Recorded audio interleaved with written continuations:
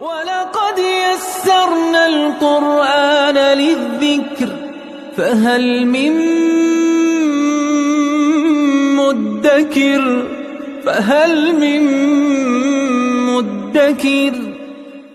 اعوذ باللہ من الشیطان الرجیم بسم اللہ الرحمن الرحیم الحمد للہ رب العالمین وصلی اللہ علی سیدنا و نبینا بالقاسم المصطفى محمد وعلى آلہ الطیبین الطاہرین المعصومین اما بعد اعوذ باللہ من الشیطان الرجیم واللہ اعلم باعدائکم وکفى باللہ ولیا وکفى باللہ نصیرا صدق اللہ العلی العظیم۔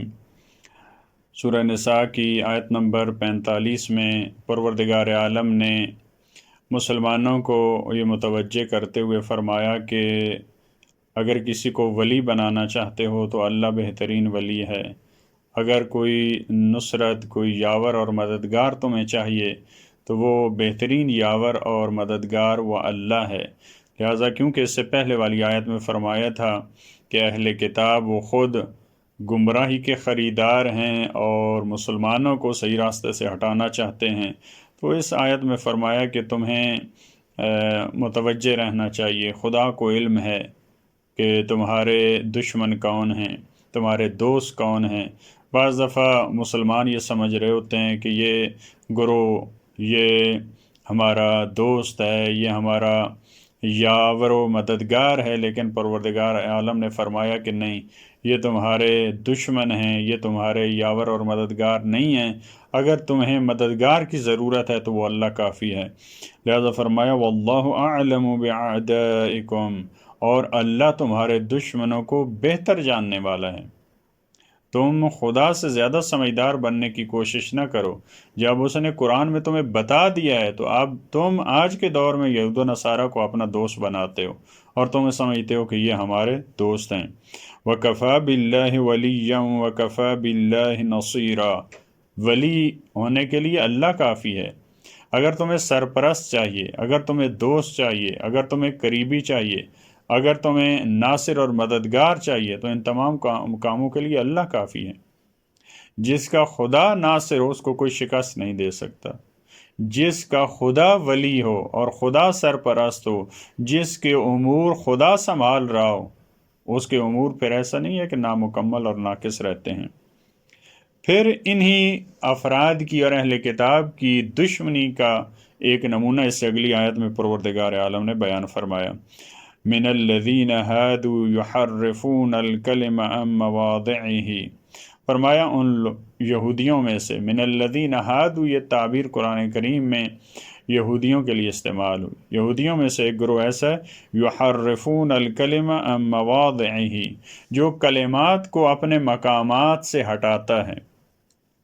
یحرفون، تحریف، حرف جو صحیح مطلب ہوتا ہے اس سے کنارے میں لے کے جانا، اصلی مطلب سے ہٹانا، جو مراد ہے اس لفظ کی، اس جملے کی، اس آیت کی، اس سے ہٹا کے بیان کرنا، اس کو تحریف کہتے ہیں۔ جو اس کے اپنے مقامات ہیں، جو اس کے اپنے معانی ہیں، جو اس کے اپنے مفاہیم ہیں، اس سے ہٹا کے بیان کرتے ہیں۔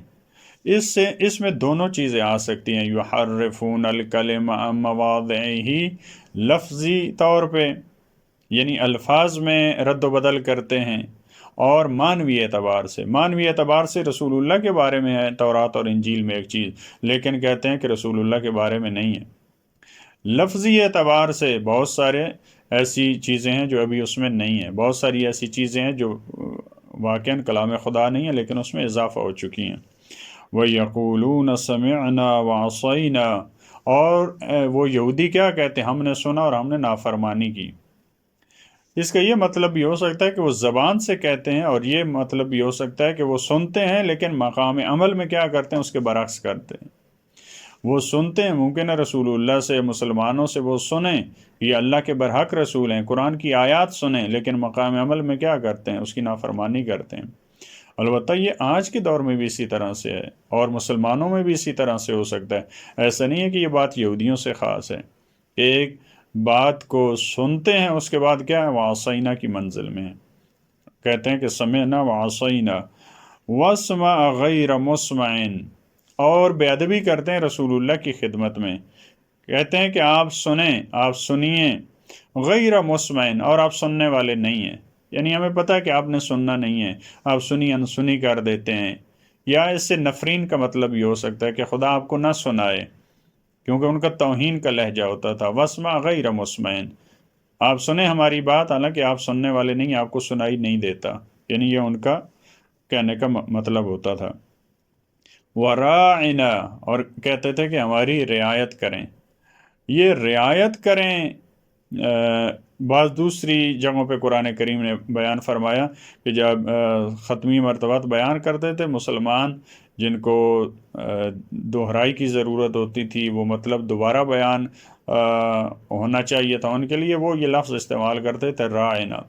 لیکن اسی یعنی ہمیں مہلت دیں، ہمارا تھوڑا سا خیال رکھیے گا، ایک دفعہ پھر بیان کیجئے گا، جو آج کل اس طرح کے مفاہیم استعمال ہوتے ہیں۔ لیکن یہ اسی کلمے کو اس طرح سے بیان کرتے تھے کہ ان کی زبان میں وہ گالی ہوتی تھی، اسی میں تحریف کر کے، ایک یہ تحریف کا یہ بھی ایک ہو سکتا ہے مطلب، یہ سامنے کی بات کہ رائنا کو بعض نے کہا رائنا کہتے تھے، جو گالی ہوتی تھی ان کی زبان میں، لہذا وہ کہتے تھے وَرَاعِنَا لَيًّا بِأَلْسِنَتِهِمْ، لیکن اپنی زبانوں کو گھما کر، توڑ مروڑ کر اس طرح سے بیان کرتے تھے کہ اس کا معنی غلط نکلے۔ لہذا بعض دوسری آیات میں فرمایا کہ آپ رائنا نہ کہیں، آپ انظر نہ کہیں کہ ہمیں مہلت دیجیے، یعنی اگر ایک لفظ سے، ایک تمہارے کام سے دشمن سوء استفادہ کر رہا ہے تو آپ اس کو بدل دیں، آپ اس کو اچھے انداز میں بدل دیں، اس کی جگہ ایک اور کام کریں جس سے وہ غلط فائدہ نہ لے سکے۔ وَطَعْنًا فِي الدِّينِ، اور دین میں طعنہ اندازی کرتے ہیں، طعن و تشنیع کرتے ہیں، طعنے دیتے ہیں، جب اس قسم کے الفاظ استعمال کرتے ہیں۔ ایک اس مرحلے میں کہ رسول اللہ کی خدمت میں آ کر ان کی توہین کرتے ہیں، دوسرا دین پہ اعتراض کرتے ہیں، جیسے کہ بعض دوسری آیات میں دین میں اعتراض کرتے ہیں کہ یہ حکم کیوں لے کے آئے ہیں، جیسا کہ بعض نے بیان کیا ہے کہ مثلا یہ فلاں فرشتہ اگر آتا ہے تو یہ تو مشکل احکام لاتا ہے، فلاں اگر فرشتہ لے آئے تو ہم بات نہیں مانیں گے، دین میں طنز سے کام لیتے ہیں، طنزیہ باتیں کرتے ہیں۔ وَلَوْ أَنَّهُمْ قَالُوا سَمِعْنَا، لیکن اے کاش اگر وہ یہ کہتے ہم نے سنا وَأَطَعْنَا، ہم نے اطاعت کی، یہی کہنا چاہیے، ہمیں بھی یہی کہنا چاہیے، ہر ایک فرد کو یہی کہنا چاہیے، اللہ کا کلام، رسول اللہ کی باتیں سننے کے بعد کہنا چاہیے سمعنا وَأَطَعْنَا، ہم نے سنا اور اطاعت کی۔ وَاسْمَعْ وَانظُرْنَا لَكَانَ خَيْرًا لَهُمْ، آپ سنیے، وہ کیا کہتے تھے، آپ سنیے غیر مسمعین، حالانکہ آپ سننے والے نہیں ہیں، کہا کہ یہ کہنا چاہیے آپ سنیے وَانظُرْنَا، اور ہمیں مہلت دیجیے، یعنی تھوڑا ٹھہر کے ہمارے لیے بیان کریں، ہمیں اس کی سمجھ نہیں آئی ہے، یہ مشکل مطلب ہے، یہ کوئی بھی چیز۔ لَكَانَ خَيْرًا لَهُمْ، تو ان کے لیے بہت اچھا ہوتا، یہ ان کے لیے بہتر تھا، بہت اچھا سے مراد یعنی یہی اچھا ہے ان کے لیے۔ وَأَقْوَمَا، یہ مضبوط بات تھی، یہ محکم بات تھی، اس سے کوئی غلطی کا پہلو نہیں نکلتا تھا، اس سے طنز کا پہلو نہیں نکلتا تھا۔